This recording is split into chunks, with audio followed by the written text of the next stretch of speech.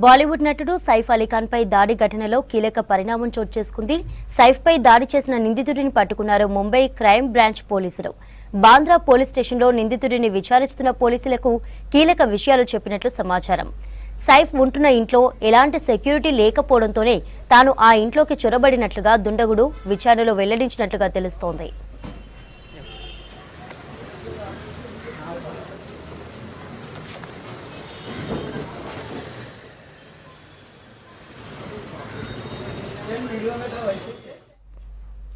దుండగుడి దాడిలో గాయపడిన Saif Ali Khan health condition పై Leelavathi hospital డాక్టర్లు బులెటిన్ రిలీజ్ చేశారు. సైఫ్ అలీఖాన్ ను ఐసీయూ నుంచి ప్రత్యేక గదికి తరలించినట్లుగా చెప్పారు. చేయి మెడపై గాయాలకు ప్లాస్టిక్ సర్జరీ చేశామన్న డాక్టర్లు ఆరోగ్యం క్రమంగా మెరుగుపడుతోందన్నారు.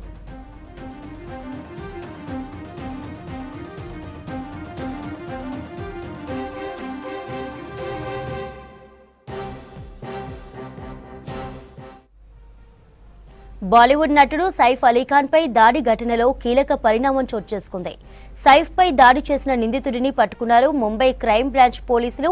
బాంద్రా పోలీస్ స్టేషన్లో నిందితుడిని విచారిస్తున్న పోలీసులకు కీలక విషయాలు చెప్పినట్లు సమాచారం. సైఫ్ ఉంటున్న ఇంట్లో ఎలాంటి సెక్యూరిటీ లేకపోవడంతోనే తాను ఆ ఇంట్లోకి చొరబడినట్లుగా దుండగుడు విచారణలో వెల్లడించినట్లుగా తెలుస్తోంది.